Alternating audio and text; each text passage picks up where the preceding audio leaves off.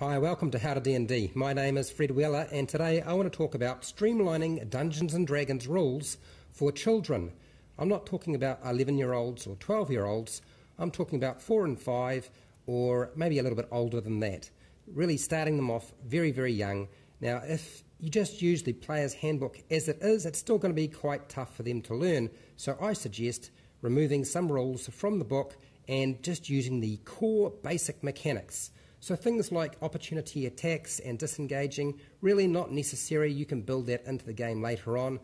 It won't really affect the game hugely, particularly for children who really are not particularly interested in game mechanics, are far more interested in the narrative aspect of Dungeons & Dragons and basically exploring a world, fighting monsters and dragons and generally just interacting. They'll be right into that. You know, they like playing games, so playing Dungeons & Dragons will be right up their alley, and lots of huge rules and complicated rules really won't appeal to them and they'll get bored. Also, feats are optional already, so I would do away with feats. Don't make that available, certainly not at the early ages. Interactions, bonus actions and reactions, ditch all of that. You don't need it. Just use the movement and action. Just use those core basics in terms of making an attack, casting a spell, or just doing some other thing. Don't make it too complicated where they have to count things like interactions and bonus actions and actions. If you get rid of that, it'll make life a lot easier. And just moving around the battlefield or the environment, that's nice and simple for them as well. Encumbrance and carrying capacity. I don't really use carrying capacity or encumbrance in my games already, so I wouldn't bother doing that with your kids either, particularly when they're really young. Lifestyle expenses is another thing.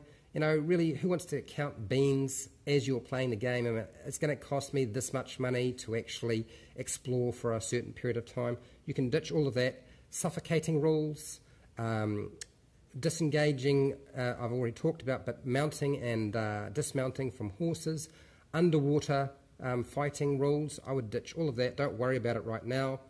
Most of the conditions, just keep the thematic narrative aspect of the conditions rather than all the mechanics. You might be able to keep things such as advantage and disadvantage, but often it's only going to be just one aspect of that rather than every single aspect of it.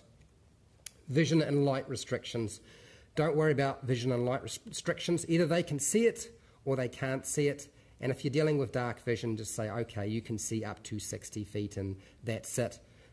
When it comes to things like Coveralls, yet again, those are things that are usually determined by the dungeon master. So when a player has to actually start dealing with that, I really wouldn't worry about it at this particular time. You can build that in over time. Food and water, look, unless you're playing in Dark Sun and resources management's key for a particular adventure, it doesn't really matter whether it's for kids or anybody else. It's not absolutely necessary, so ditch that as well.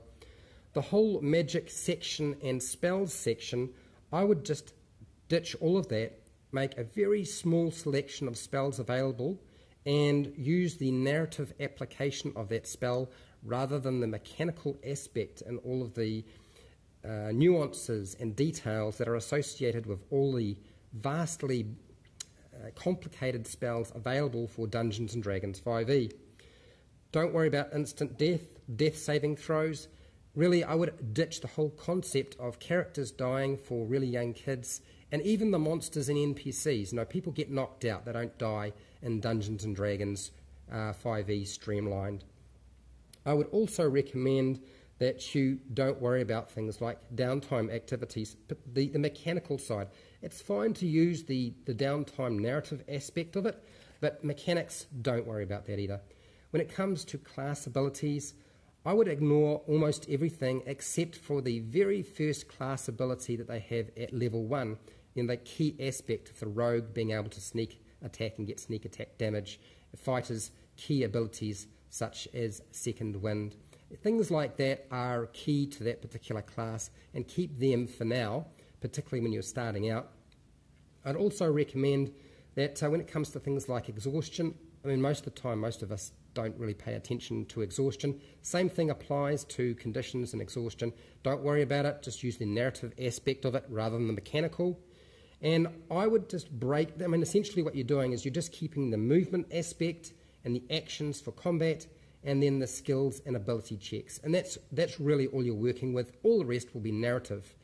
Hopefully this was helpful to somebody, because I know a lot of people want to get involved and play Dungeons and Dragons with their kids, and this is what this particular video is all about. Get your kids involved nice and early so that they can slowly build up their rules and their understanding of the game early on, and as they get older they can bring in more rules. And that will be pretty much up to you, particularly since you're probably going to be running the game if you are a parent or an adult for somebody who's younger. If you found this video helpful or informative, please share, like and subscribe. Make a comment below if you have any questions about what I've suggested, or you've already used this or done this in your own game. I suspect there are people who have already done this sort of thing before and it's worked out pretty well. Until next time, keep rolling those 20s.